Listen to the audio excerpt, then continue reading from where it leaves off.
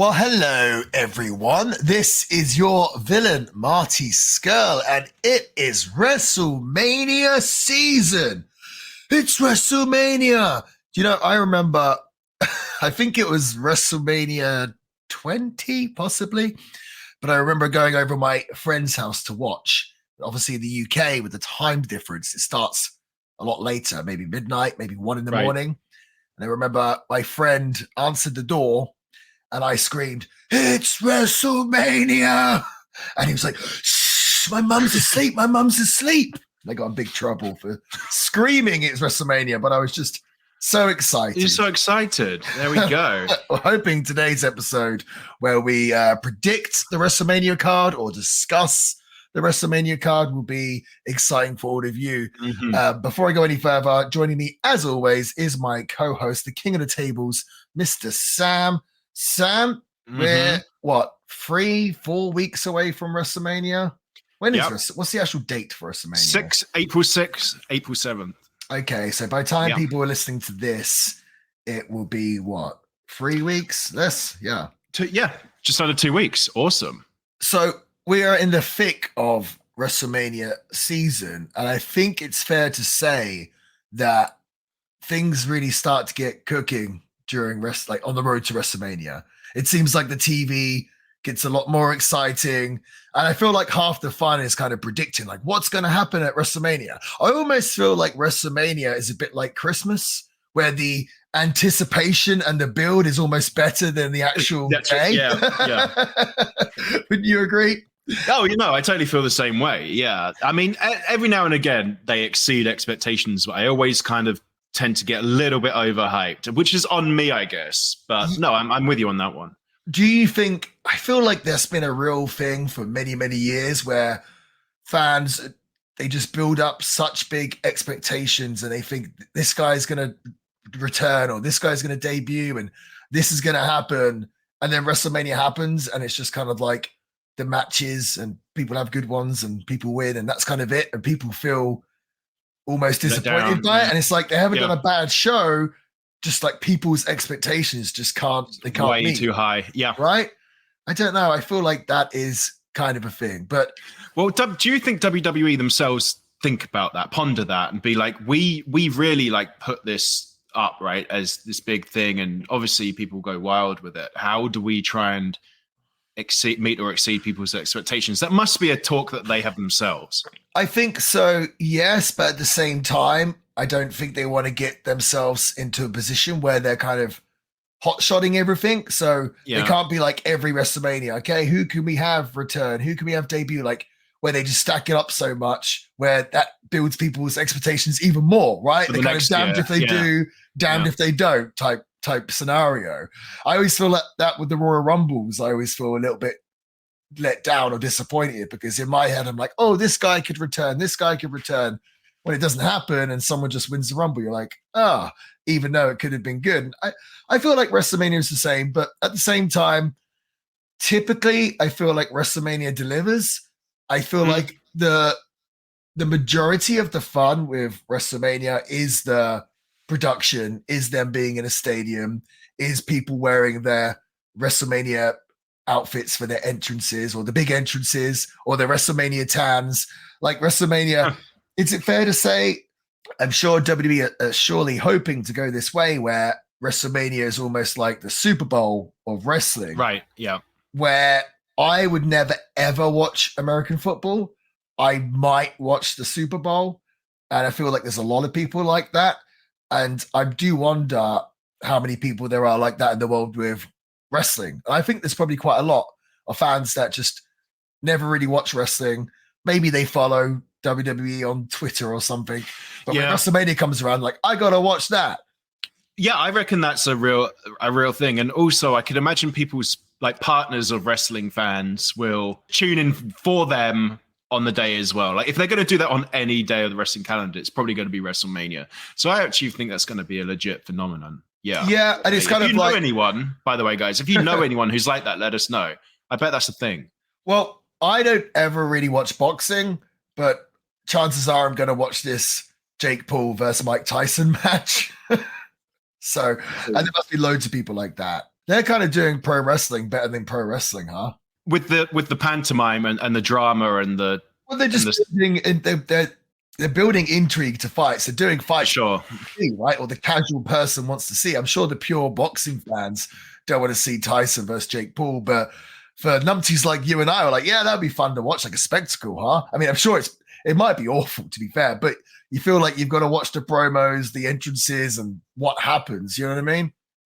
Yeah, I mean, they've created their own system, right? And it's paying off. So, like, what's the problem with that? I think it's great. And some people legitimately love this stuff.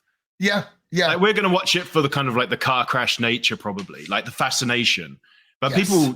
people are really into this. So it's great that they've created something that, I mean, like, to be honest, I feel like maybe I'm just super out of touch, but I know more about that sort of like YouTube boxing community, if you will, than actual boxing. Oh, sure. Yeah. Right. So here's a question. Do you feel like boxers feel like how taxi drivers feel to Ubers? Like real boxers? Yeah. I don't know. Like, I think it all depends on the boxer. I think there's going to be some boxers that are very jaded by it and very kind of bitter towards it, thinking I've worked at this my whole entire life. This is not a clown show. These guys are going to come in and make all this money.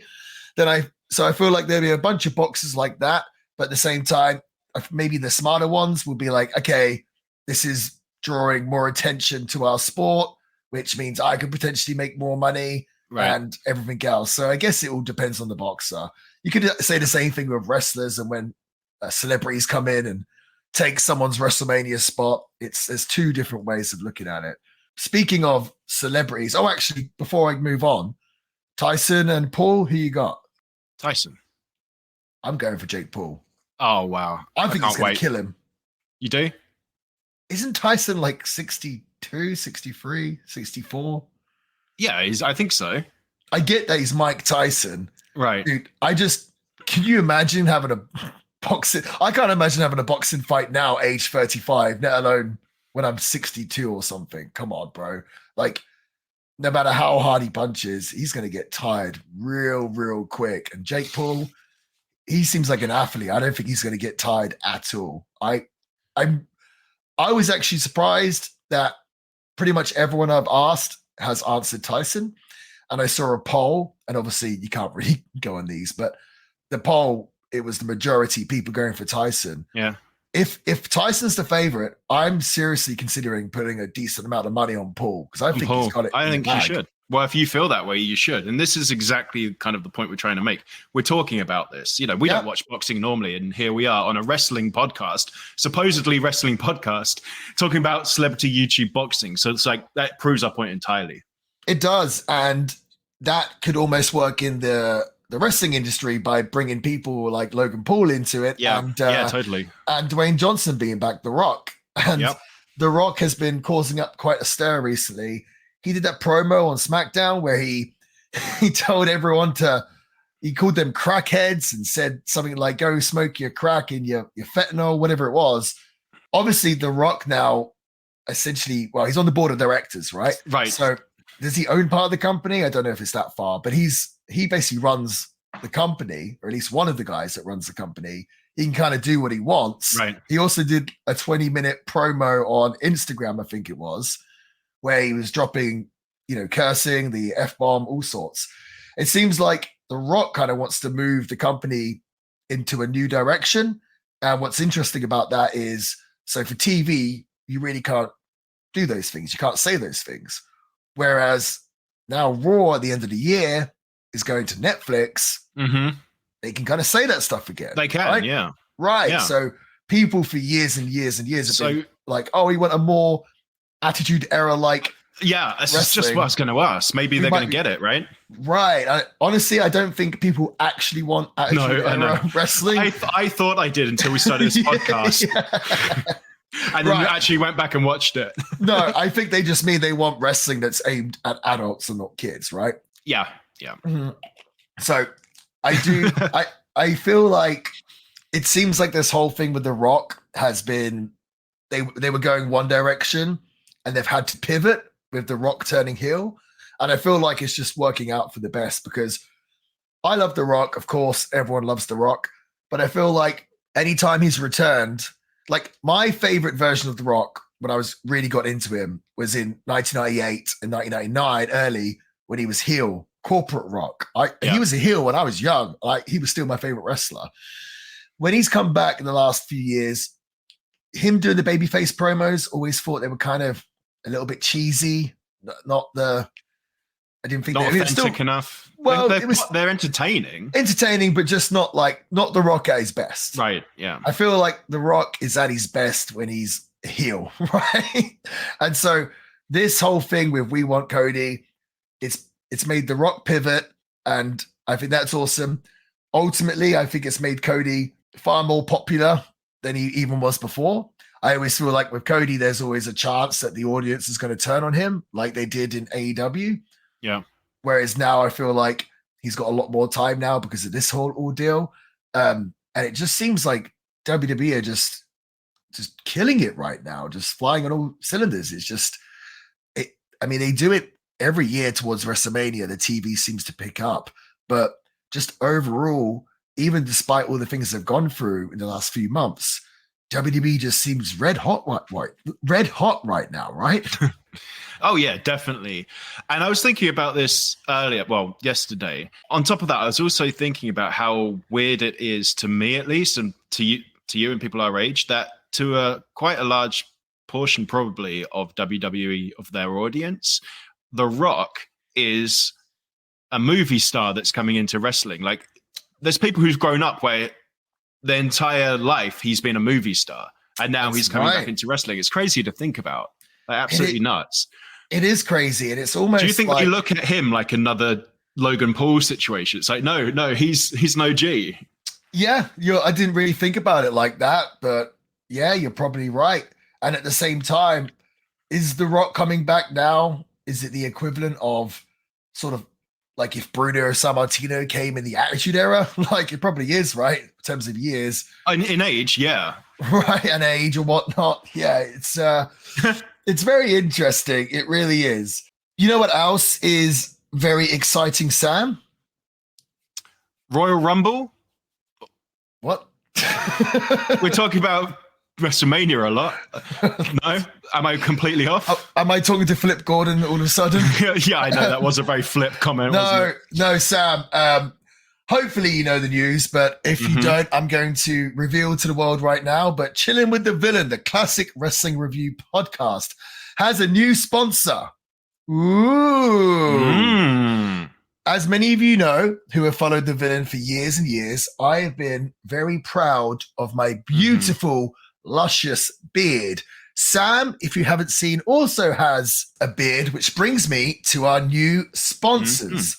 Mad Cat Beard Care. Yes, the finest beard oils and beard balms from madcatbeardcare.com. Now, I have been using these products for the longest time. The reason being, madcatbeardcare.com, they give a portion of the profits to cat rescues. And you know how big animal people or pet people myself and Sam is. So that instantly attracted me to madcatbeardcare.com. But also at the same time, they have these, it's really cool. You should check it out on their website. They have all these different wrestler themed products, their beard balms and beard oils. And there's actually a villain one. There is a villain beard oil and beard balm called the Villain's Curse. And I came up with like the whole mixture, how it smelled, everything about it. Like I kind of pick and chose everything I wanted the product to be. And I'm very, very proud of it. So that's awesome. Check that out at madcatbeardcare.com. But honestly, there's loads of them on there. Like there's the Briscoe Brothers, Bourbon. There's Black Skies Heaven Scent, which is PJ Black's beard oil. There's C4 Spiked Orange, Josh Alexander. The Blue Meanie has the Blue Spruce. There we go. Our friend Matt Cardona, the Indie God beard. Jeff Cobb has Island Tour. Jay Lethal with the Lethal Injection. It's really cool. This like wrestling themed beard oils and the artwork. If you're listening to this podcast, go check it out. Check out madcatbeardcare.com. Check out the artwork. It's super duper cool. But yeah, we've got to talk about the actual product, obviously. So like I mentioned, like a percentage of the profits are donated to cat rescues and non-profits, which is awesome, obviously. And all the products are natural and promote a strong, healthy beard and moisturize the skin underneath your beard too. And this is really important. I see so many men in this day and age rocking beards, which is cool, but it's only cool if you look after your beard, right? Do you ever get like that? Like, I remember before using these products, I would get like dry skin underneath my beard. And it's just caught in there. Yeah. Yeah, and get itchy, or I don't want flakes and stuff in my beard. Like, I'm the one true villain Marty Skill. If I'm doing an autograph signing or something and there's people stood next to me trying to take pictures of me, like, I cannot have like a beard with flakes in it. Do you know what I mean? So that's why I use the Madcap Beard Care, right? So all the beard oils and balms are all made with organic argan oil, jojoba, and vitamin E, which when all combined help soften, strengthen, vitalize, and stimulate circulation in the face, which again is very, very important. Nourishing and strengthening the hair follicles to assist growth. So you ever seen people when they get patches in their beard? That's pretty common, I feel. It's very frustrating. But if you use these beard oils and beard balms, that will sort that right out. The balms also include the same oil mixture, but he adds a shea butter, which helps alleviate the itch and irritation on your face while also helping control pesky stray hairs by allowing you to style them into place. He also uses local organic beeswax that helps get more of a hold to your style. So yeah, I feel like all of this is very, very important. You don't want an itchy beard. You don't want dry skin. And, you know, you wash your hair, right? Most people wash their hair constantly. I feel like a lot of people neglect their beard. So give your beard some love, guys. And you know what? The best thing about it all is you can get 15% right now just for listening to this podcast. Yes, 15% on madcapbeardcare.com using the promo code VILLAIN to get 15% off. That promo code, once again, is VILLAIN. So we're very, very excited to announce this news. This just goes hand in hand with two bearded guys who both love beards. Animals. We love cats and wrestling. Exactly. And like, wrestling. Yeah, right. Exactly. This is the perfect sponsorship deal. So we're super duper excited and we'd be very, very happy if you went and checked them out, checked out their products. They're super cool. And if you use our promo code as well, that would make us very happy. We don't charge for this podcast, which I always remind everyone. So any little thing you can do to help us get a kickback would be awesome. So yeah, very excited about our latest sponsor. Thank you, Madcap Beard Care. So WrestleMania 40 this year, it's 2 nights. That's what WrestleMania is now, and it's in Philadelphia. And I have the matches here in front of me that have been announced. And the first one for night 1, Cody Rhodes and Seth Rollins versus The Rock and Roman Reigns. This match, obviously, I don't think was scheduled, but this whole thing with Cody, Rock, everything else made them pivot and go this way. It to happen, yeah. Yes, which I think if The Rock wasn't going to wrestle Roman Reigns, you still want to see The Rock wrestle, right? If The Rock's committed to wrestle, if he didn't wrestle on these shows, I personally would be very disappointed. Dude, I want to see The Rock versus Logan Paul at some point. That'd be nice, wouldn't it? God, there's so many dream matches in WWE right now. It is an exciting place. But this match, I guess the stipulation is if Cody and Seth Rollins win, then the Bloodline are banned from ringside on night 2 in the title match. But if The Rock and Roman Reigns win, then it's Bloodline rules, anything goes. Sam, what do you predict what's going to happen here in this match? I can't imagine that they would tell everyone up front this stipulation and then the Bloodline. Oh, sorry, night 2, you can't have the Bloodline because of the result of night 1. They're going to make an appearance anyway, but. Well, this is the thing. I assume that. To honor it, right? Well, I assume that Cody's winning the title, right? Yeah. And I don't think, well, maybe not, but I think he probably will. I don't think you can have the Roman Reigns lose on 2 nights of WrestleMania. I also don't think you're bringing The Rock back for his first match in forever to lose. Mm-hmm. That being said, that means one of either Cody, who's going to be your next world champion, has to lose, or Seth Rollins, your other world champion, has to lose. So it's quite a tricky match. I have a feeling that The Rock is going to beat Cody Rhodes by cheating. And then Cody will fight against all the odds on night 2, defeat Roman Reigns, despite maybe The Rock trying to help out. And that will set up a future title match with The Rock and Cody, because The Rock can say, hey, I beat you on night 1. That being said, everyone else seems to be predicting that this is going to result in The Rock basically turning on Roman Reigns, and like the whole thing with him being in the bloodline was a ruse to help Cody win the title and whatnot. I feel like that idea might have been discussed, but like all the fans think that's 100% the case, because I guess a few times on SmackDown now, when they've all thrown up their fingers for, what is it, the bloodline, like We the Ones or whatever it is, that The Rock has actually been throwing up an L sign rather than just one finger. And they did something a few weeks ago where Paul Heyman, he noticed it. It was like, ooh, what's going on? And, WWE are very good at this kind of foreshadowing. Opera, right. Yeah, like laying the seeds. Yeah. Right. But for me, I think that The Rock, he's only just turned heel this month. I feel like this has got legs, like run with it for a while, I think. I don't want to see, like, obviously he's going to end up a babyface again. I don't think we need to rush it unless they really just want to get to this Rock and Roman Reigns match. And to me, the only place for that, again, would be WrestleMania. So if I'm booking this, I've got the heels over on night 1, Cody over on night 2, SummerSlam, Cody versus Rock. I say SummerSlam, it could be Saudi Arabia, because I'm sure they would love to have The Rock. And then WrestleMania next year, finally get the Roman Reigns and Rock match. Maybe. So you'd milk this for like the full 2 years, like just get every last drop out of. Well, it's not necessarily 2 years, but till next year's. Sorry, for a year. Yeah. Well, I just think like you could have The Rock wrestle Cody, The Rock as a heel, and then maybe Roman could cost The Rock the match, or accidentally cost The Rock the match, which would turn Rock babyface, and then they can wrestle. I just think if they're going to do The Rock and Roman, don't you feel like it deserves to be at WrestleMania? Wouldn't you rather it be at WrestleMania than Saudi Arabia? Oh, totally. I mean, a couple of episodes ago, we were saying before this happened that we were expecting The Rock versus Roman at this WrestleMania. Mm-hmm. So, like, that's the only stage that will be able to handle that level of, with that level of gravitas. I totally agree with you. Yeah, they're not going to throw that away. It would seem like such a waste in any other capacity. So we're both going with the heels, and who do you think is going to pin who?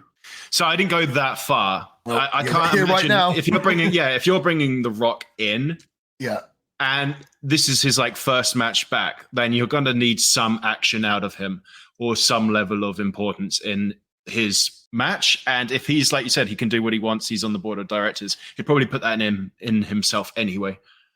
Well, the reason I think Cody's getting pinned is because I don't see the world champion Rollins losing on night 1 and on night 2, because I also think he's going to lose on night 2, which I guess which we'll get to now, which is I assume it's on night 2 is Seth Rollins defending the world title against Drew McIntyre. I don't know if you've seen any of this, Sam, because I know you don't watch too much WWE, and to be honest with you, I don't, but I'm on social media, so I see these things. Drew, I always call him Drew Galloway. To me, he's Drew Galloway. But Drew, even looking at his name now on my screen, seems weird. Drew McIntyre, he's been killing it recently in WWE and cutting these really funny heel promos. It seems like him turning heel, much like The Rock, has really, really helped him elevated him. Yeah, I agree. And before, I almost felt like, Seth Rollins versus Drew McIntyre doesn't really seem like a WrestleMania main event. We may have even said that on the podcast before, but I feel like Drew's recent work has been so good that it actually does feel like a WrestleMania match now. And most people think Seth is going to lose because of his injury and everything else. And maybe he is okay, but I do think the right thing to do would be for Drew to win the world title. I think it's a new direction. Drew's got a different character. We've seen Rollins be the champion for quite a long time now. Yeah. He's been the champion before. when Drew was champion before, it was during the pandemic where there was literally no fans. I feel like he deserves a title run. Yeah. I think I actually think there's a good chance that the crowd is going to be behind Drew over Seth at WrestleMania. What say you, Sam? Yeah, I mean, I'm behind Drew, as you know. I even put him in my top 5 last week, and it's questionable whether he'd fit in it, but I'll do it because he's pretty awesome. I like the idea that this match didn't originally have you behind it, but now you've kind of come around to it. Would you say that? Absolutely. So it's one that you're actually super looking forward to. That's really cool. Yeah, I'm looking forward to it as well a lot. He's been champion before, like you said, during COVID. Yeah. So it's like it wouldn't be revolutionary for him to win, but then at the same time, he's a credible champion. So he's kind of in the same way, like the best case, like the best person to take that mantle from Rollins. So I'm actually, the more you've convinced me that, like, the more I think about it, the more I want it to happen. But a big part of me was like, oh, it's just because I love Drew McIntyre. I don't even remember him as Drew Galloway, but now you've said it. I nearly said Drew Galloway. And when you're like, even when I'm reading it as Drew McIntyre, my brain's just going Drew Galloway. What's funny is I do that when I read Clash at the Castle. My brain, I'm looking at it, my brain's just going King of the Castle, which was like, he was on the front, right? He was the star on that, so it's kind of funny. But yeah, I was thinking, this is just wishful thinking on my part. But the more that you've broken it down, it kind of sounds plausible and would be kind of respectful and would be really good to watch. So yeah, well, I think like Drew's done this heel turn. It's been getting over. If he now loses at WrestleMania, it's like, what does he do next if he loses? Do you know what I mean? Would that kill his momentum? Do you think? I think so. Yeah, I think so. And I'm sure Seth Rollins would like some time off. And also, because I believe Cody's winning the other world title, I don't think you want 2 babyface world champions. I think you'd like at least 1 face and 1 heel. So I'm going with Drew. Now, moving on to the women's side of the show, we have the WWE Women's Championship. My pal, Io Sky, the current one of the women's championships. I'm not really sure. I think one is the WWE Women's Championship, and the other one is the Women's World Championship. I didn't know that until I just read it now on my computer. But I feel like it was so much better when it's just like the Raw champion, the SmackDown champion, because that's essentially what they are. It's easier, yeah. Right. Or just have 1 champion maybe. But anyway, Io Sky defends the World Championship against Bayley. Now, I wouldn't say I was super stoked for this match, but I am a big fan of Io. I feel like it probably will be a great match, and the crowd will probably really be behind Bayley. But at the same time, like, I think Io's awesome. To me, she seems a little bit miscast as a heel because I just don't really think there's much to dislike. But in fact, you know what? I take it back. I think I am looking forward to this match. The whole idea, I think, is that Bayley's not had a big singles match or world title match at WrestleMania. Obviously, she's been with the company for a very, very long time. So this will be like a crowning moment for her. Maybe that might be it. Maybe she's never had a singles match at WrestleMania. So yeah, I feel like this is going to be a good one. But to me, Bayley, I think she won the Rumble, right? Yes. I think Bayley's taking this one. I think she is as well. So what was your original apprehension? Like the booking? No, just I think Bayley's a really good wrestler, but I'm not really invested in her really as a character. But that's probably because I don't watch the show either. Yeah.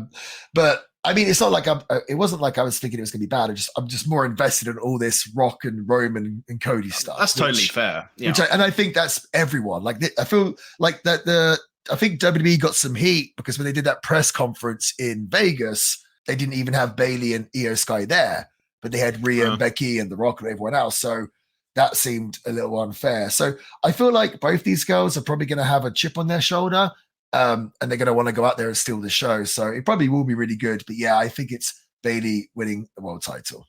I agree. Then we have the Women's World Championship. Rhea Ripley defends against Becky Lynch. Now, this one's interesting because the way they're building it is that Becky is the big baby face and Rhea is the heel. And normally Becky is very popular, but Rhea Ripley's like one of the hottest things in the company. So she's with the Judgment Day. She's supposed to be a heel. I feel like the crowd is going to be 100% with Rhea. Behind Rhea. Yeah. Right, which could make for an interesting watch. I feel like Becky can hold her own. But yeah, I feel like it's a Philly crowd. Those Philly crowds, they normally like the heels as it is. I think Rhea's going to retain. Yeah, me too. And we actually talked about this on the Elimination Chamber episode a few episodes back.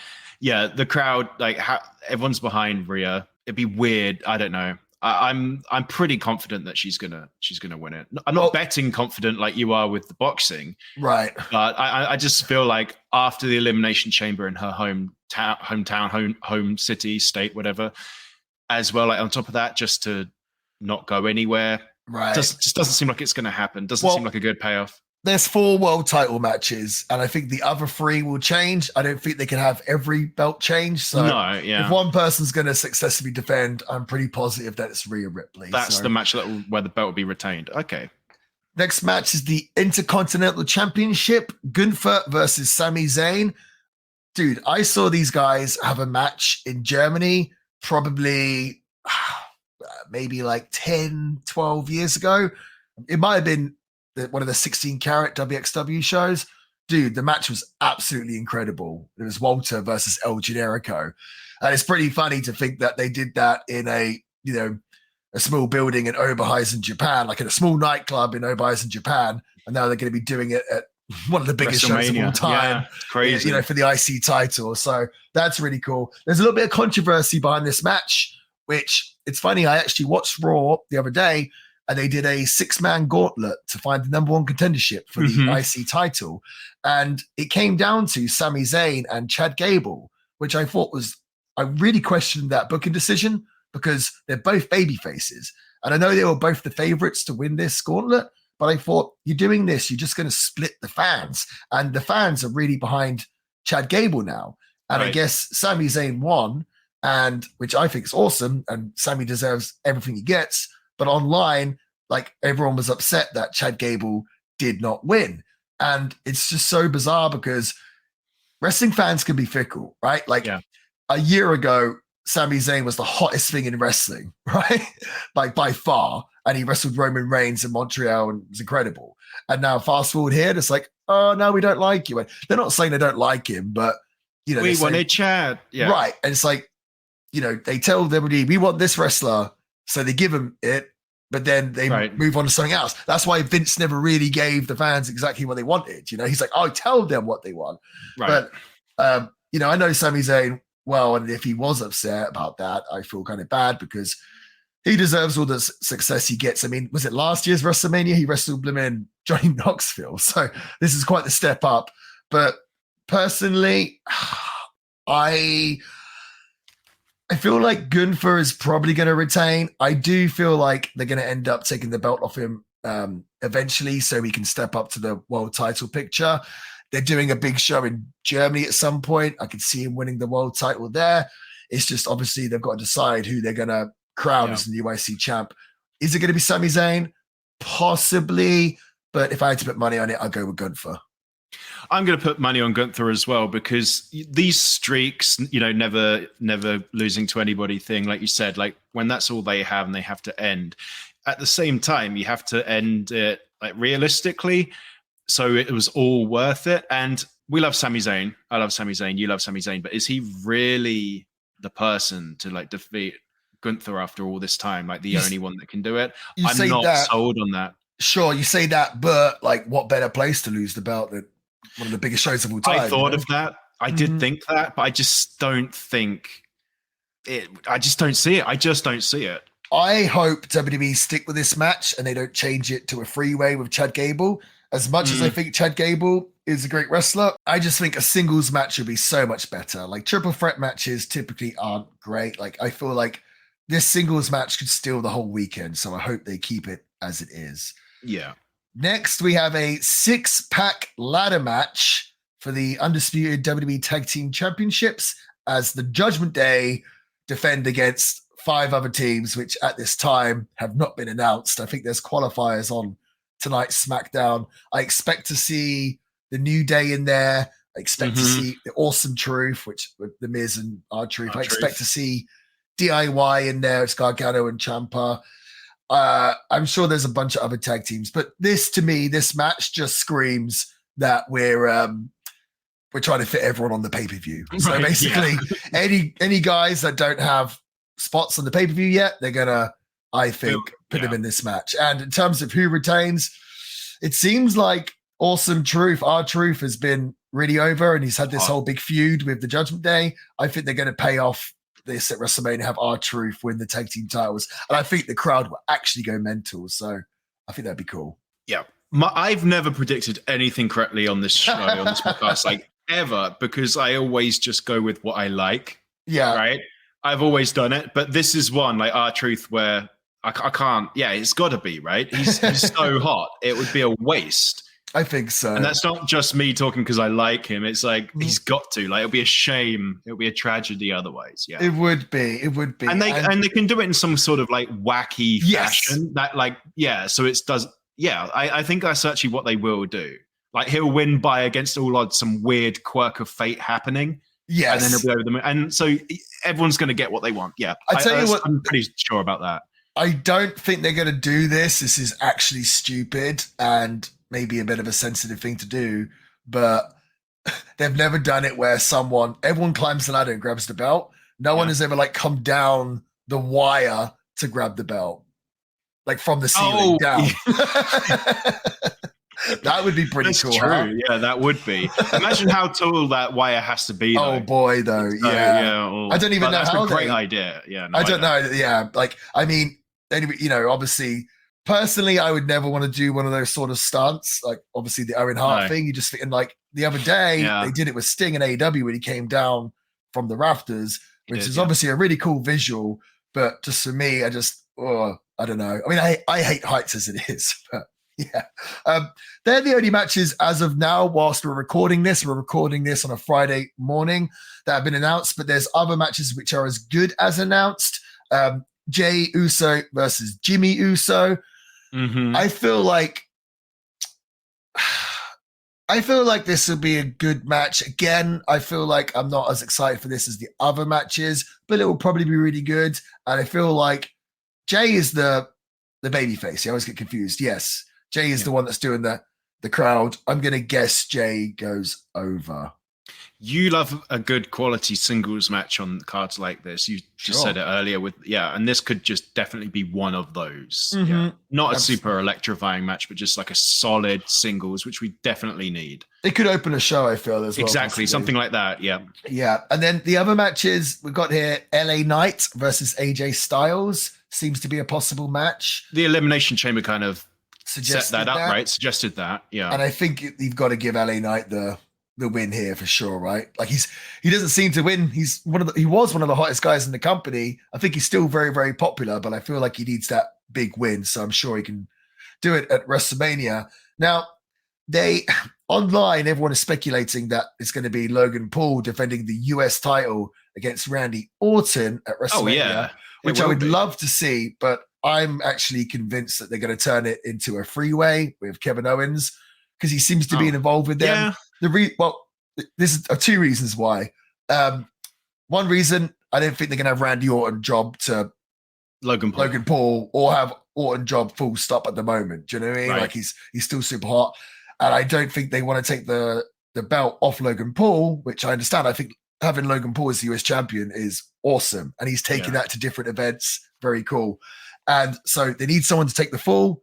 That could be Kevin. And I also just I can't see WWE not having a match for Kevin Owens at WrestleMania. He's going to be on the show somewhere, right? So it kind of seems like they're going to slot him in here. Honestly, I could maybe even see them putting them all together with LA Knight and AJ, Orton, Paul, Kevin, like a 5 or 6 way. That's what I thought they might do before, but now they've announced that 6-pack ladder match. Maybe not. So I hope they don't, but I can see that. Yeah. And then in terms of the rest of the card, there's some obvious names that don't seem to have a match yet. Liv Morgan has been back, and I feel like people are kind of rallying for her to be in the Women's World title match with Rhea and Becky.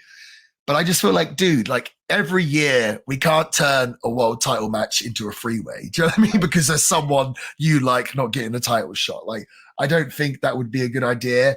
But I feel like Liv deserves to be on the show. At the same time, there's one obvious person that hasn't got a match so far, and that's Bianca Belair. Right. So with all this, typically what WWE do, they normally have like a gauntlet or a 4-way women's tag team title match, which is their kind of way of fitting all the girls on the card. Women on the card, but I feel like Bianca has to have something standalone, ideally a singles match. I've kind of discussed it before.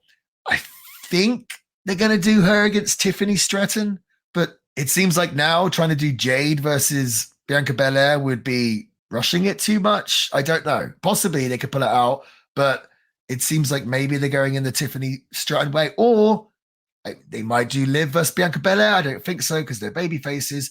They might just have Bianca have a partner and be in one of these women's tag team title matches. But I feel like Bianca's one of their biggest stars.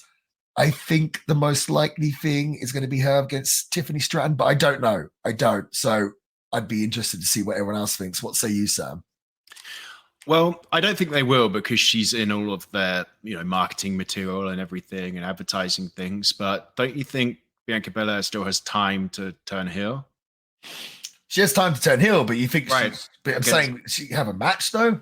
Yeah, she's gotta have a match, but against no, that's Liv. That's what I mean. Oh, between now and Mania, I don't think. You reckon it's too short?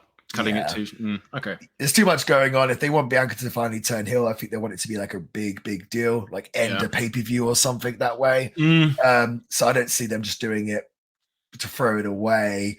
Or when's Jay gonna wrestle?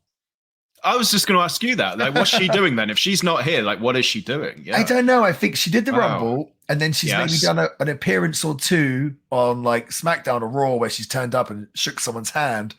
But I don't know. I really don't know. Maybe we'll get something at WrestleMania. So I hope so. I guess we'll that's see. Exciting. And then there's some other obvious names. Dominic doesn't have anything announced. You'd hope that he does more than just manage the Judgment Day in that 6-pack challenge. And Rey Mysterio as well. I think Rey's maybe he's injured at the moment, but we'd love to see Rey on the show. So yeah, it seems like as well, it seems like they might only have 6 matches each night. I think last year it was 7. I could even see them doing 5 matches each night and giving everyone a lot of time. So, I'm not against that, to be honest with you. Like, it'd be easier for our review anyway. It would, yeah. But overall, Sam, would you say you were excited for this WrestleMania 40 this year in Philly, these 2 cards? First of all, isn't 40 a weird thing to say? Like, we've got a top 5 coming up, and when I was looking at like counting the Roman numerals, the X's, and it's just like 20, I'm like still thinking like 20 is a lot, and seeing 30, I'm like, wow, and now we're at 40, kind of nuts. Yeah, I am excited. This is obviously going to be the first. So what's weird is I actually haven't seen many WrestleManias. I've only really seen ones that people have said are like good or worth watching or like historical. So this will be the first time I'm actually watching one like live, and obviously for a purpose, right? Because we'll be doing it for this podcast. So even like without all of that, with the Rock stuff, like with any of that, it was just like a regular WrestleMania. I'm excited for like covering and watching it like anyway, right?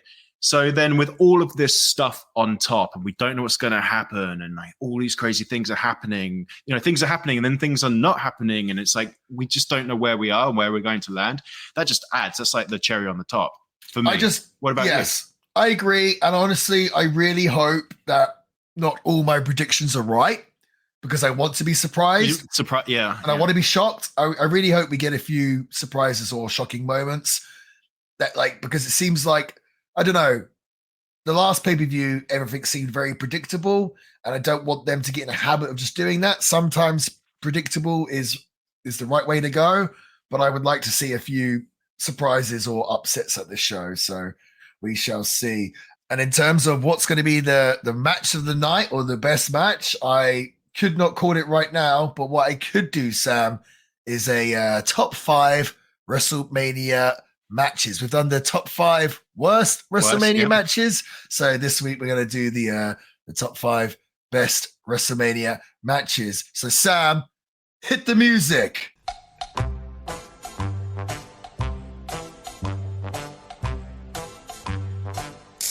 The top 5. You know what? I feel like maybe we need to write a whole song to go with that. We could do that. Just play the same music and just sing over it. Yeah. Totally. That will give us something to do at the start and at the end, especially at the end where we just sit there looking awkward because every other podcast ever just puts those in at post and we do it live. That's true. Yeah. There you go. We should add lyrics to these things. All right. We're going to do these top 5. Let's go for it. I'm going to start first this week. Coming in at number 5, WrestleMania 21, Kurt Angle versus Shawn Michaels. Okay. 2 of the greatest wrestlers of all time. You knew this was going to be amazing. Big shame that we never got Shawn Michaels versus Eddie Guerrero.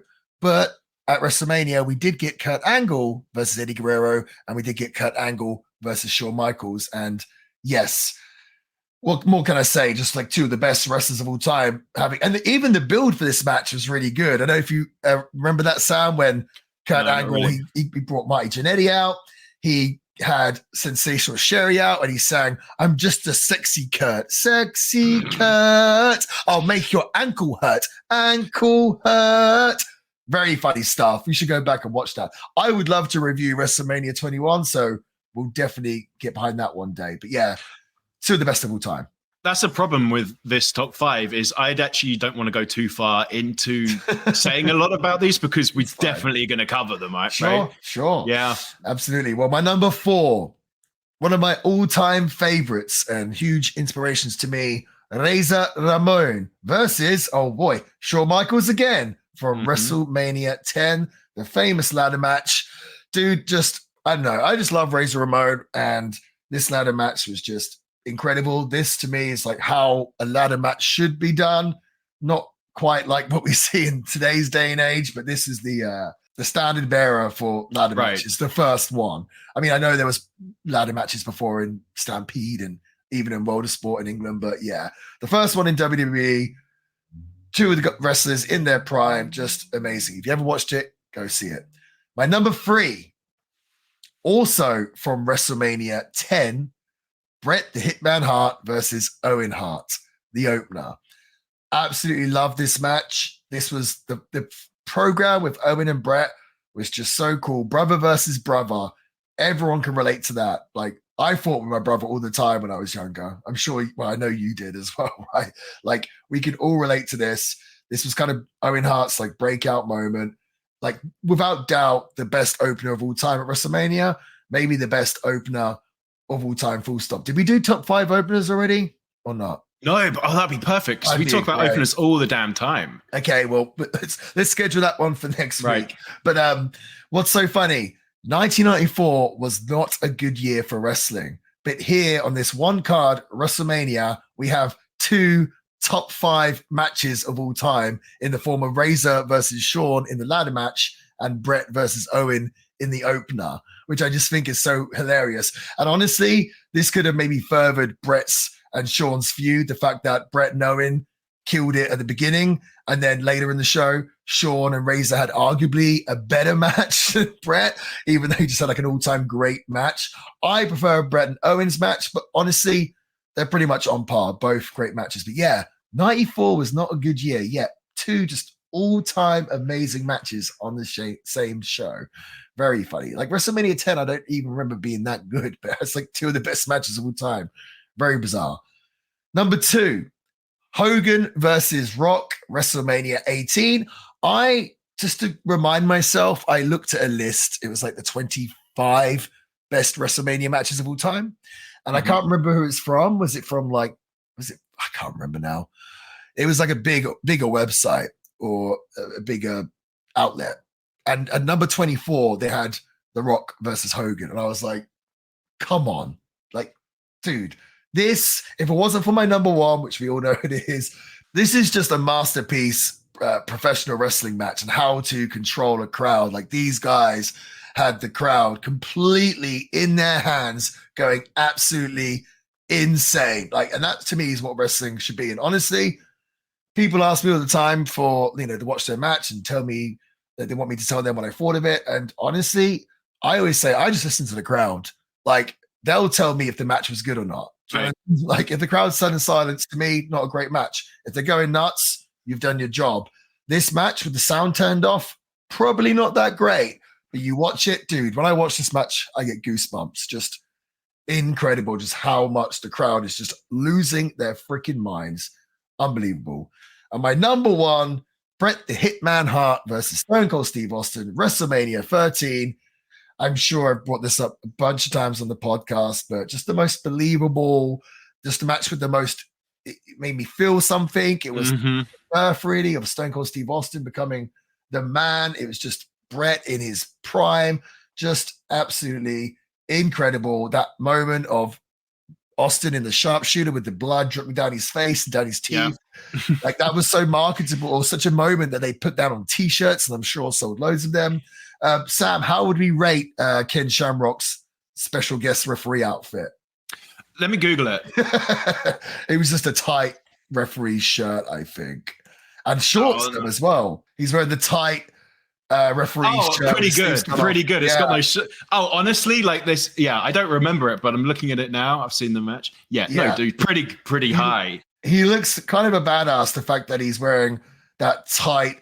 This is like the tightest and booty shorts I've ever seen. Yeah.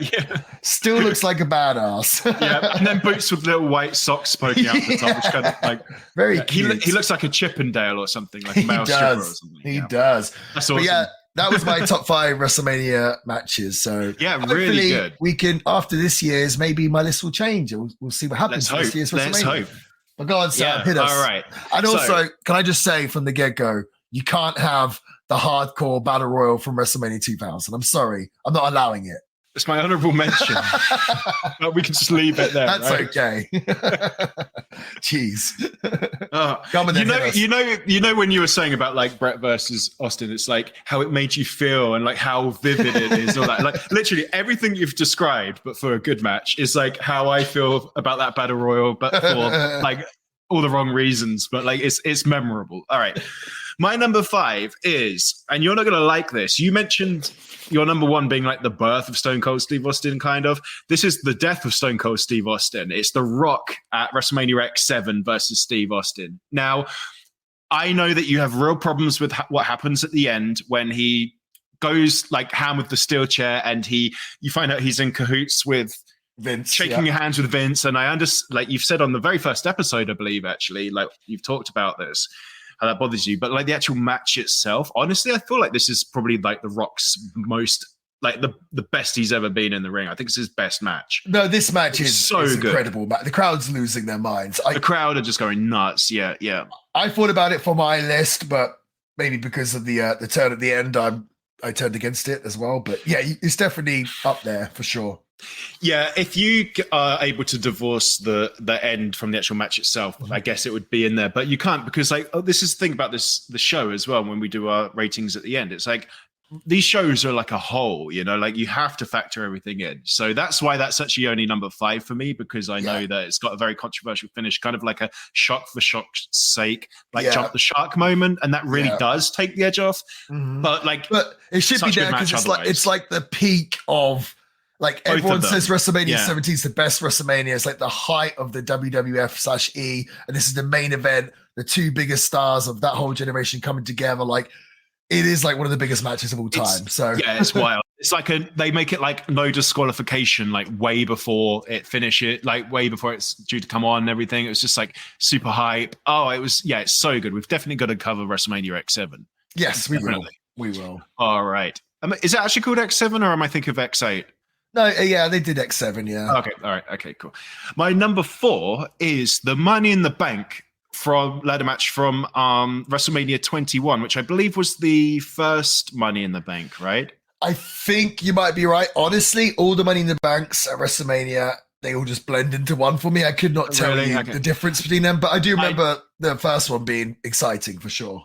Yeah, it was. So if you don't remember this, it was Chris, I've got it written down, Chris Benoit, Chris Jericho, Edge, Christian, Kane, and Shelton Benjamin, Shelly Benny. And yeah, it was just like, I mean, like that's a lineup. Yeah. Right? Whatever you think about gimmick matches or this sort of thing, just like the talent alone, you know you're going to get a banger. And this was like the first Money in the Bank that I saw, obviously, because it's the first one.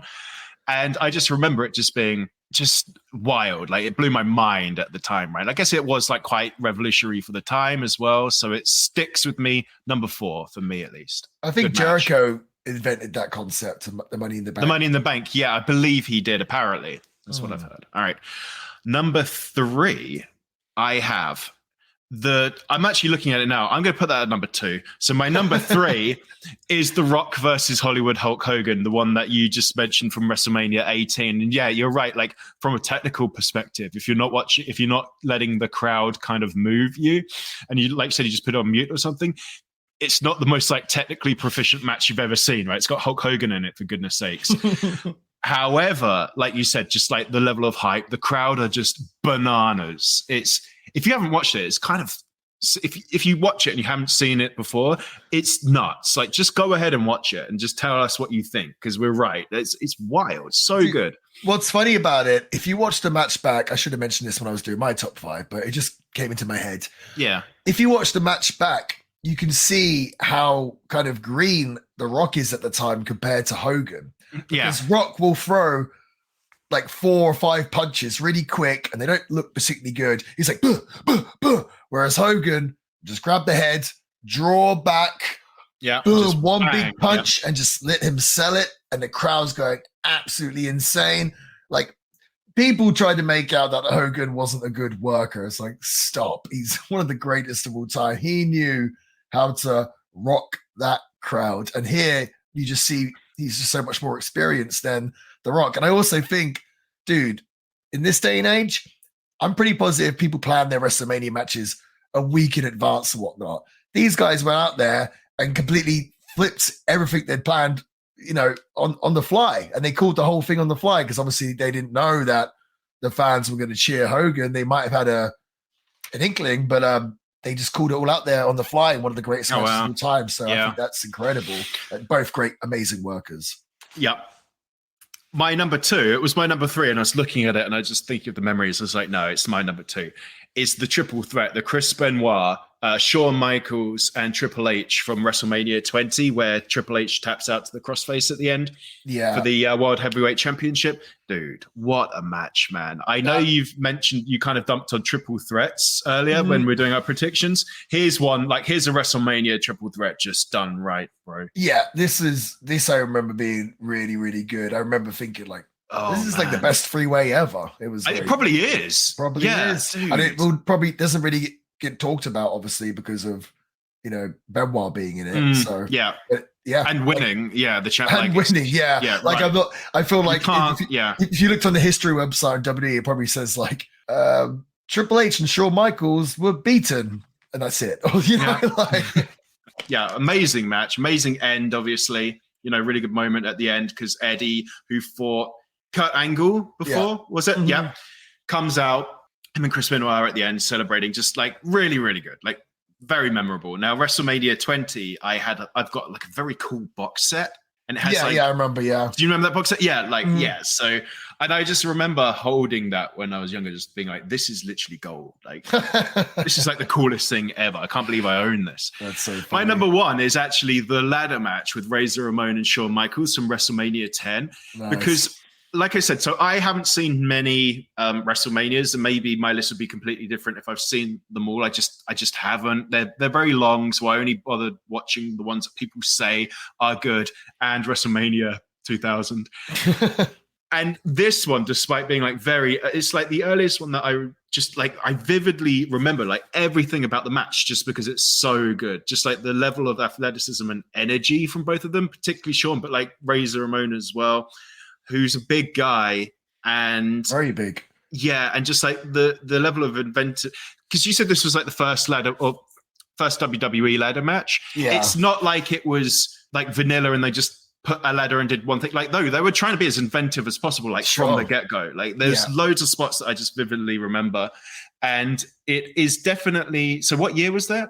WrestleMania 1994? Oh yeah. Because you're for some reason there were 2 bangers in this weird dud year. Because obviously, the Hearts, 1994, that was a long time ago, and the rest, like you said, the wrestling landscape was different. Just things just looked and felt different at the time. Oh yeah. So this is one where I go back and look at it, and it's almost this is a terrible way of describing it, but when you were a kid and you're playing video games, and to you it was real life. Yeah. Right. Yeah. Because it's just different, and you just felt better back then. That I look back at this and just. It's called nostalgia. Nostalgia, yeah. Basically, this is a very nostalgic match for me, and just like I said, just incredibly energetic, just like really good. Was it? Where was it in the card? Do you remember? It wasn't the main event, was it? No, and I think they went super duper over their timing as well. I think they got a lot of heat because they went super over. Yeah, but it was not the main event. So what I was going to say was that it wasn't the main event. So to me, it just like came out of nowhere, and I'm just like, wow. You know, because I watched WrestleMania 10 not knowing what was actually on the card. But so, it was just like an absolutely phenomenal match. And I've got a lot of memories from it, like very specific, very vivid memories. And just two amazing performers. Dude, I just watched a few nights ago the WWE Legends or biography on Scott Hall, Razor Ramon. It's like a nearly 2 hour documentary, I think, on Scott. And oh boy, I told you it's easy to make me cry. Iron Claw couldn't manage it, but this documentary, I was crying for this for sure. So sad, bro. Like, and I got a chance to meet Scott and have lunch with him and everything else, and just a huge inspiration to me as a child and growing up, becoming a wrestler. Dude, the story is just sad. It's so sad how things like alcohol and drugs just completely take over people's lives and just destroys turn things on their heads. You watch this and like you never want to touch alcohol or drugs or anything. It's just so sad. But at the same time, it's like the documentary talked a lot about that, but obviously it still celebrated Scott and Razor Ramon as a wrestler and everything else. So it was really cool. I would recommend to the listeners to go check it out. I would also recommend our listeners that if they've enjoyed this episode of Chilling with the Villain, to go head to Apple Podcasts and give us a 5-star review. And if you do, we will read it out on the show and we'll give you a shout out. That would be very nice. Also, let us know if you like us talking about contemporary stuff. If you've enjoyed today's episode, we need feedback so we can grow and be the best we can. So let us know what you thought about today's show. We would really appreciate it. But I'm afraid that's all we have time for. Okay. Well, we actually have time for one more little anecdote. Ready? All right. When I was a kid, I thought that Razor Ramon was Scott Hall's brother. Like, how dumb is that? Have I never told you about that? I don't think you have, but it makes sense. Who told you that? Or you just made that up? I just came to that conclusion because they look very similar. Okay, I can see that. Yeah. I just thought that's pretty funny. Yeah, amazing. All right, then. Yeah, thanks, guys. Let us know your WrestleMania predictions as well at the Villain Pod on our socials, and let us know what you think of the more contemporary shenanigans that we are putting forward. All right, then. Thank you very much, guys, and have a good week. Till next week.